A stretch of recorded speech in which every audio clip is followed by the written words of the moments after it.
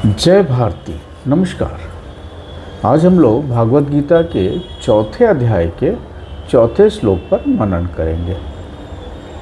तो इसमें अर्जुन का जो प्रश्न है कि क्या भगवान श्री कृष्ण वास्तव में अनादि हैं, तो इसी के विषय में बात करते हैं। तो सर्वप्रथम जो श्लोक है वह पढ़ते हैं। अपरम भवतो जन्मा परम जन्मा विवस्वतः कथम एतत् विजानीयाम त्वमादौ प्रोक्तवानिति। तो अर्जुन पूछ रहे हैं कृष्ण से। एक बार श्लोक पुनः पढ़ देते हैं। अर्जुन उवाच अपरम भवतो जन्मा परम जन्मा विवस्वतः कथम एतत् विजानीयाम त्वमादौ प्रोक्तवानिति। तो यहाँ कह रहे हैं भगवान, अर्जुन कह रहे हैं कि हे भगवान, आपका जन्म तो अर्वाचीन है, मतलब अभी हाल ही में आपका जन्म है, और सूर्य का जन्म तो बहुत पुराना है, अर्थात कल्प के आदि में हो चुका था। तब मैं इस बात को कैसे समझूं कि आप ही ने कल्प के आदि में सूर्य से यह योग कहा था। इसको कविता के रूप में पढ़ते हैं कि तात्कालिक वर्षों में जन्म आपका अर्वाचीन, सूर्यदेव का जन्म है अदिति गर्भ से प्रसंग प्राचीन। इस कथनी के रहस्य को कैसे करूं बोध कि इस योग को आपने प्रकट किया समय आदिकालीन। तो यहाँ पे अर्जुन का जो प्रश्न है वह आज मतलब सभी लोगों के मन में यह प्रश्न आ रहा है कि भाई आपने कह रहे हैं कि हमने मतलब आदि में ही जन्म लिया है, सृष्टि के प्रारंभ में ही जन्म लिया है। तो अब इसमें मतलब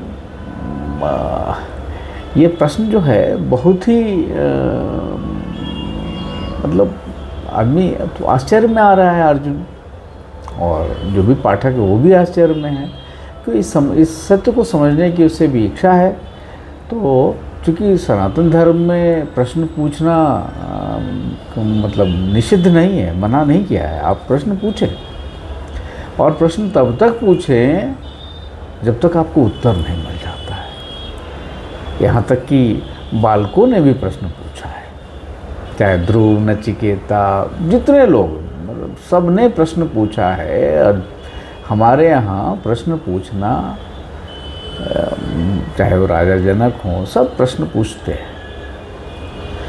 सनातन की सबसे अच्छी बात यही है कि यहाँ प्रश्न पूछने की स्वतंत्रता है। आप कुछ भी पूछ सकते हैं, यहाँ मानना नहीं है, यहाँ केवल जानना है। तो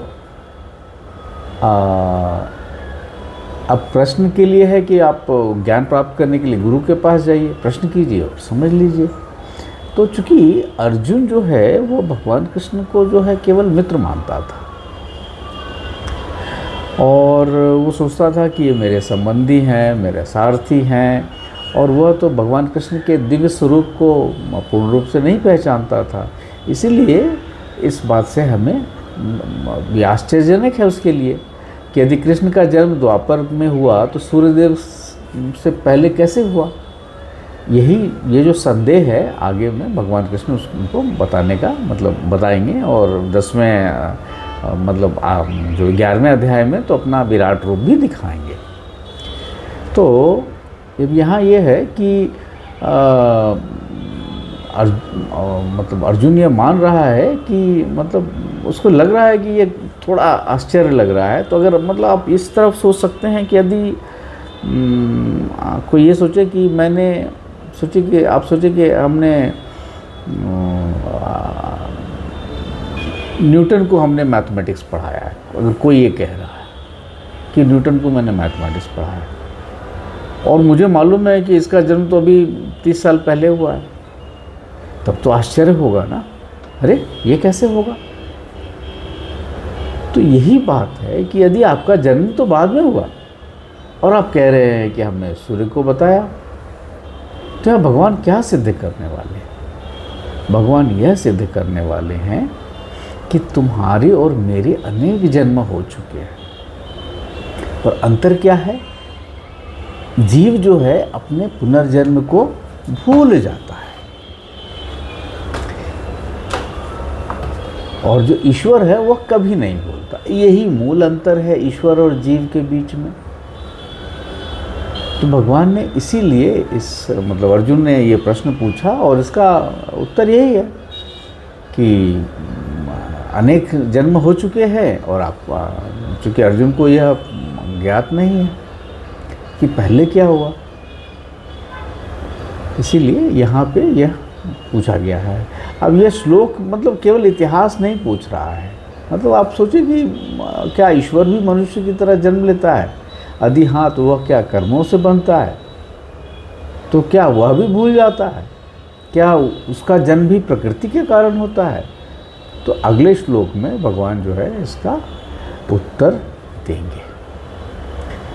तो हमारे लिए यही है कि हमें यदि कोई आध्यात्मिक बात समझ में नहीं आती है तो हम उसे तुरंत अस्वीकार कर देते हैं, या बिना समझे ही स्वीकार कर लेते हैं।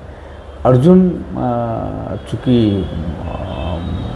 वह तो मतलब अर्जुन मतलब जो जिसका मन वाणी और विचार एकदम सरल रेखा में हो, सीधा हो, तो ये तो प्रश्न पूछेगा ही, बिना प्रश्न उत्तर जाने वो तो मानने वाला है नहीं। तो उसकी जो जिज्ञासा है उसकी श्रद्धा के साथ चलती है। तो सच्चा गुरु जो है वो प्रश्नों से नहीं डरता है, और सच्चा प्रश्न जो शिष्य है वो प्रश्न पूछने से नहीं डरता है। तो इस श्लोक में इतना ही। अब आगे के श्लोक में पुनः मिलते हैं। धन्यवाद, नमस्कार, जय भारती।